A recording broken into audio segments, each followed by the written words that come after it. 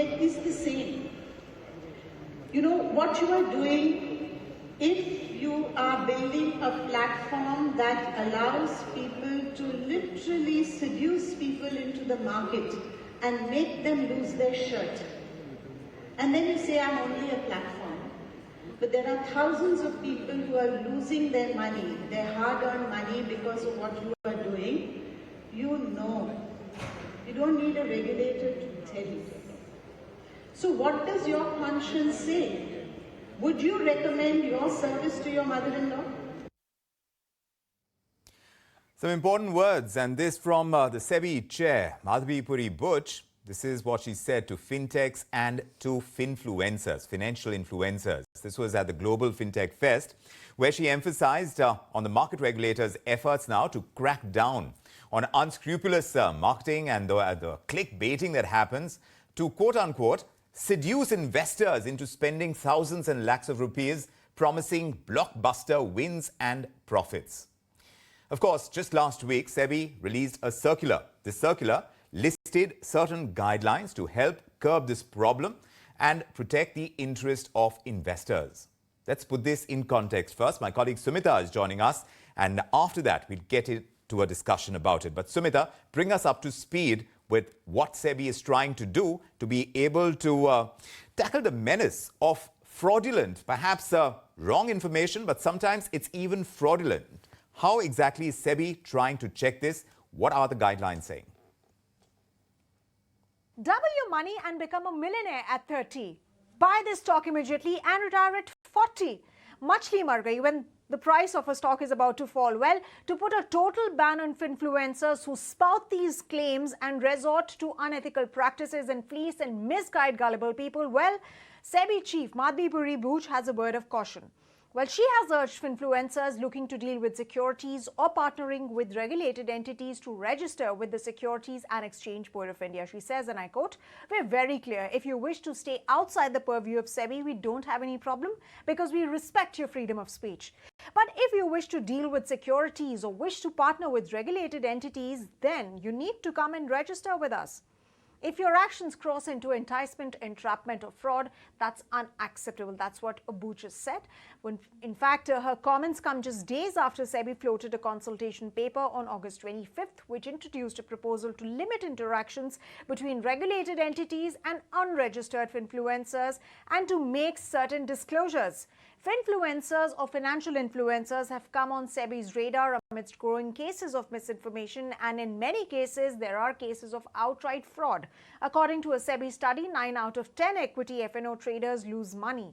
The news certainly is tightening around influencers, but SEBI has an uphill battle to fight considering the spread of influencers.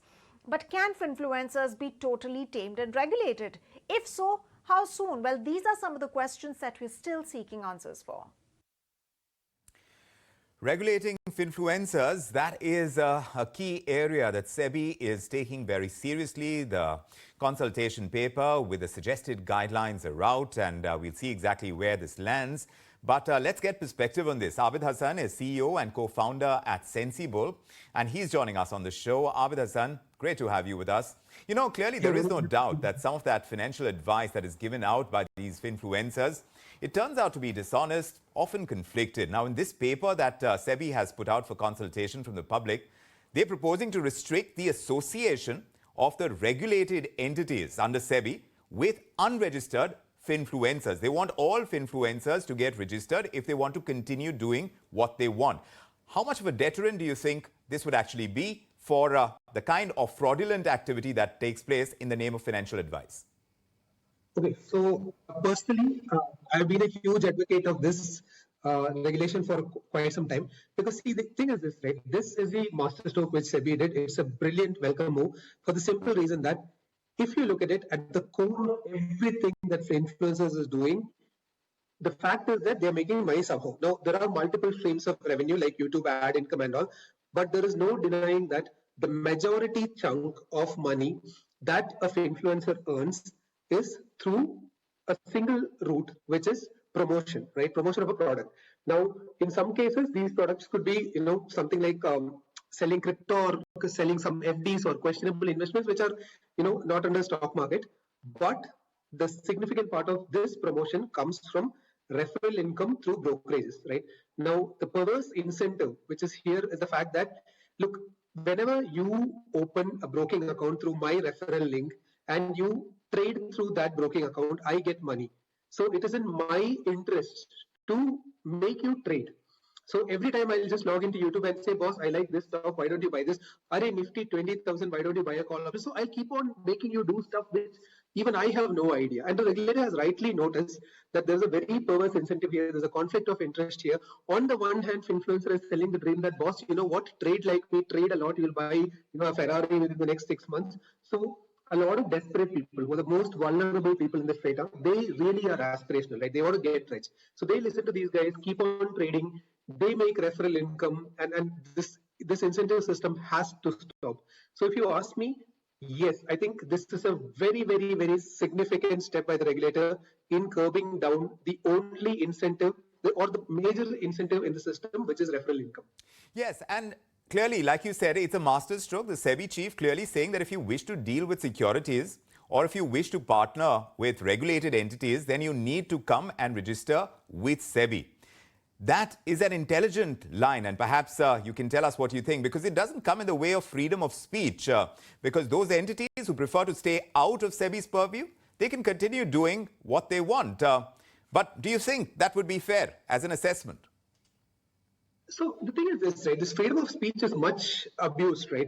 See, if I really am a friend of yours and I want you to get rich and I am giving you a stock tip, you know what? Please don't short Nifty now, it's going to 20,000. I get it. Okay, maybe it's freedom of speech, you want to help others, etc. But the moment you say that here is a broking link, open this thing, I'll give you a tip, then trade through that, then it's not freedom of speech, because clearly I am getting money through your actions, right? So I think, so now the catch is also this, right? Now, there is a very clear guideline by SEBI on RIA and RA regulations, which is Registered Investment Advisory and Research Analyst. Now, those exist because I'm answerable to SEBI. In the sense, so for example, I have a SEBI Research Analyst regulation, right? What it entails is that every year, every time I dish out an advice, I mean, I don't, but technically if I do, then the regulator checks that, okay, what has he dished out? Is he doing anything in conflict with that? So if you join a random Telegram group, there's a tipster, and he's saying that, you know what, buy XYZ properties for 10 rupees, he might actually be selling it to you at the other end, and it might be a pump and dump stock. When I say that, look, this IPO is very attractive to invest, right? A lot of influencers have done that recently. They had said that IPOs are great to invest. Now, how do you know that this influencer has not taken money from the promoters of this IPO, and peddled that to retail investors? Even the pump and dump scheme like that was exposed recently involving a Finsta. So the point is, when you are registered under SEBI as an RA or an RIA, your books, your families, your immediate dependents, everything, SEBI can just summon you and say, okay, why don't you show me all your broking account statements, which brings in accountability. But when people are not registered, like if you're not in my jurisdiction, I can't ask you. So if SEBI tomorrow goes to a random influencer and says, why don't you tell me all the trades you did, that person can always say, I don't have to show you, which is why it is important that they bring in a process of registration, because it does two things. One, accountability. Two, transparency. Three, you ensure that the other person is not doing the opposite. And four, of course, every registered intermediary has to very prominently advise 2-3 things on their homepage as per SEBI law. That is their existing cases against them, and if you have a problem with them, where to complain. So I think this is a very important thing that they are bringing in registration. Accountability, I understand. Transparency still might be a challenge. But of course, as far as the proposed penalization is concerned, if any unregistered entity is found using the name of any SEBI-registered entity, how high do you think penalties would prove to be a strong firewall against these practices that you're talking about? See, the truth is this, right? I mean, so if you look at even general crime in India, right, there are extremely deterring penalties against any crime. It all comes down to enforcement, right? Now it's all a question of incentive. What's the upside? How much can I make if I do this? And what's the downside? What do I get if I get caught in the act? Now, in the current system, there's a lot of incentive from referral income, etc., to be made, and the enforcement is really, really unrealistic, because even if I tomorrow start a scam, I'm kind of encourage that, look, there are much bigger scamsters than me. They are going to be caught first, then mera number aayega, right? So now what SEBI is essentially doing is if you cut down the number of people by cutting down the incentive, now if there are very few people who are left as scamsters, they'll be scared. But in the current form, the problem is if I can make, let's say, 20-30 crores of referral income in 3 years and get away by paying a fine of 5 crores, I'll take the deal personally, right? It's a plus 25 crore for me. So this has to stop, and that can only happen when there are a few high profile examples to be made in case of very clearly proven frauds, number one. Number two, somebody who's newly starting fraud should obviously know that I don't have much of an upside here, the downside is too high. And also the number of people who are engaged in this kind of activity has reduced. Because if there are too many people doing this, everybody will realistically assume I'm not going to get caught, boss, there are too many others. So yeah, I think more than financial penalties, upside has to reduce, downside has to be public and huge, Yes. and the number of people have to be reduced. So the number of people have to be reduced, you say, but they have been doing a job. Finfluencers, Abid Hassan, they've become popular for a reason. Many of them, they do break down these complex financial terms and these financial structures for people. That's how they became popular in the first place. And they would be particularly useful in our country where financial literacy is quite low. It's 27%. I was looking at a 2019 Financial Literacy and Inclusion Survey, and that's what it indicated. You think these laws are going to keep away some of the good ones from even entering this space?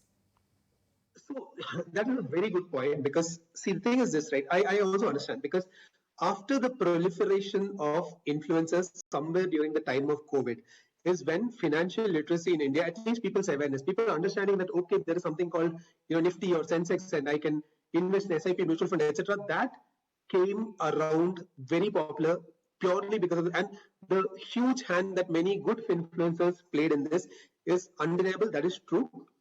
So yes, I would agree with what you're saying here, that excessive regulation to the point that somebody is afraid of saying anything would hurt it. But see, here's the thing, right? So for example, a lot of people I know have been running free financial literacy programs for a long time, right? Some of the most popular, so for example, Khan Academy in the US, right? That's entirely free. Nobody charges a penny for that. Varsity in India, that's entirely free. NSE has a lot of initiatives, SEBI has a lot of initiatives. It's just that they're not popular in the limelight, perhaps because they are not as entertaining as many of the influencers. Right. So yes, the popularity of it will reduce if there is excessive regulation. And unless they have strong incentives, nobody is going to really put up a great show with high production value and entertainment. So yeah, Sure. You're right in that sense. Yes, I'd agree. Absolutely. Abid Hassan, these guidelines, they've not only made it mandatory for Finfluencers just to be registered with SEBI, they've also made it compulsory for them to display their registration number alongside their name and their qualifications. And the revised guidelines have clarified that these Finfluencers who give this kind of advice, they must have the appropriate credentials as well. And this includes, like, IRDAI gives a license or a CA, etc. All of that has to be put out quite clearly. One wonders whether there's a certain kind of standardization when it comes to, these Finfluencers, whether it's an exam they have to clear, etc., would be much more effective. But that's room for another discussion. Thanks very much for joining us with your take on this edition of India Tonight. Time for us to take a very quick break on this